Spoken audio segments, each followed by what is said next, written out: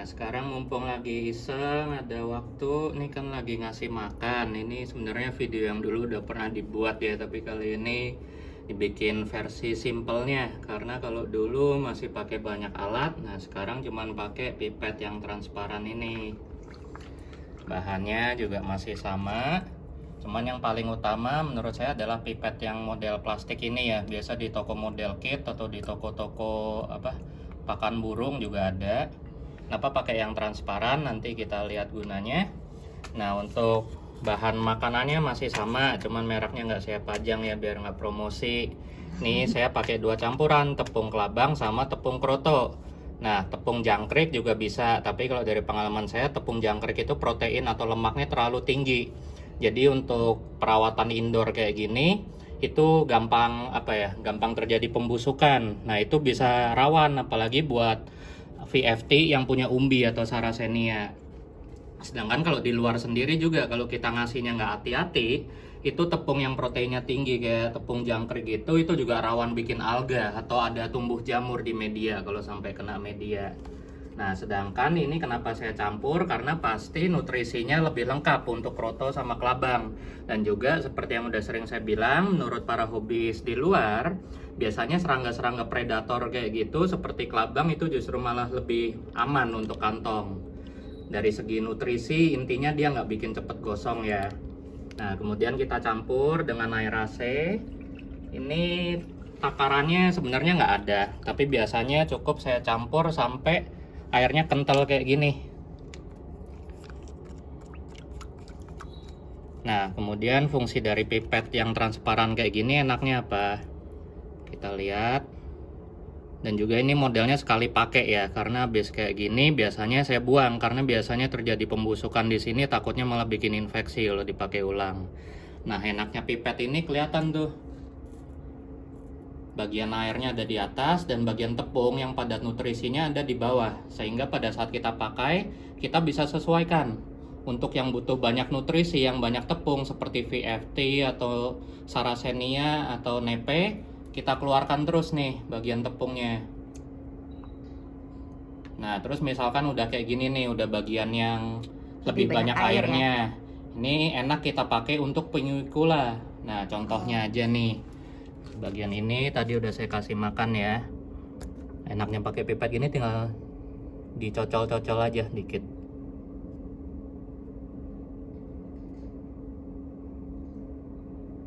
Nah, tadi juga pingu yang di atas sudah saya kasih makan, kelihatan ya masih ada bekasnya.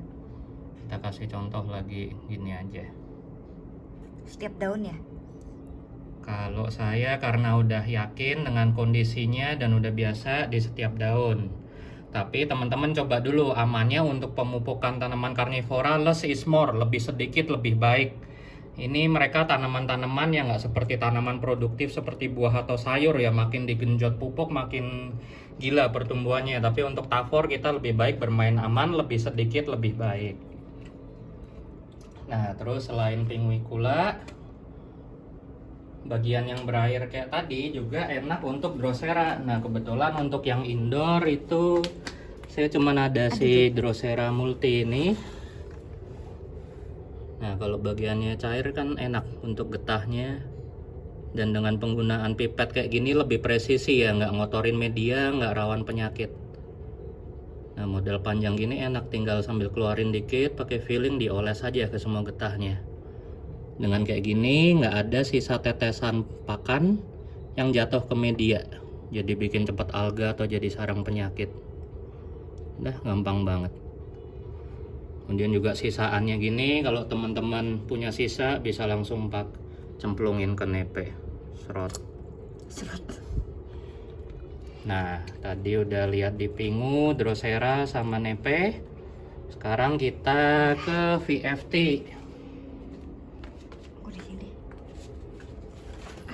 Beberapa juga udah saya kasih makan. Nah, ini kita buang dulu bagian airnya. Untuk VFT saya biasa pakai yang bagian tepung padat nutrisinya kayak gini. Nah, enaknya pakai pipet gini, kita kalau yang gede nggak masalah ya, kita langsung lihat nih contoh yang gede. Kita masukin. Di filling dulu kira-kira seberapa, terus kita trigger. Nah, dengan ujung pipet yang kayak gini, ini enak, sambil trapnya nutup, kita bisa sambil injek lagi sesuai kebutuhan. Tuh, masukin lumayan banyak. Terus kita elus-elus, ingat ya untuk VFT itu di jurnalnya udah banyak. Untuk men-trigger enzim-enzim pencernaan dia keluar, itu respon stimulasinya harus di atas 2 detik. Jadi kalau saya biasanya saya kilik-kilik gini sampai sekitar 5 detik. Terus habis itu buat lebih make sure lagi pakai tangan dipijit-pijit kayak gini. Dengan respon kayak gini mereka akan menganggap itu benar-benar serangga yang masuk, bukan false alarm seperti air hujan. Dan dengan respon yang kayak gitu mereka akan mengeluarkan enzim pencernaannya juga. Jadi pencernaan lebih optimal, nutrisi juga masuknya lebih optimal. Tuh yang gede. Nah untuk yang kecil juga gampang banget ini. Oh ini trap lama kayaknya udah nggak berfungsi. Kita coba lagi yang kelihatan. Oh iya, trap lama rada lemot. Nah untuk yang kecil kayak gini, ini juga termasuk yang sadis ya, GJ Mariachi.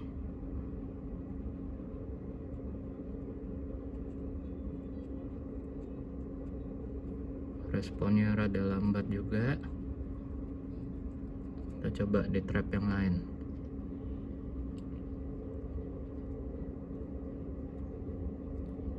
Si Mariachi ini karena dia ada sambungan di sampingnya, kayaknya tipe yang nggak bisa nutup optimal ya.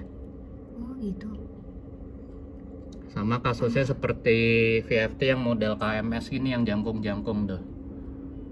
Banyak dari mereka atau enggak Angel Wing itu juga setahu saya nggak bisa nutup optimal. Nah kita coba untuk yang bentuk tipikal kayak gini ya. Nah kelihatan di ukuran kecil juga nggak masalah karena pipetnya ujungnya panjang. Kita kilik-kilik sampai 5 detik, tarik. Untuk yang kecil banget nih kayak si bapaknya nuklir nih, Kim Jong Un juga bisa.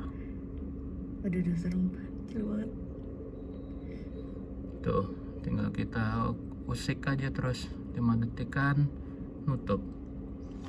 Lumayan untuk ukuran sekecil itu dapat boosting makanan kayak gini, pertumbuhannya biasanya lebih oke.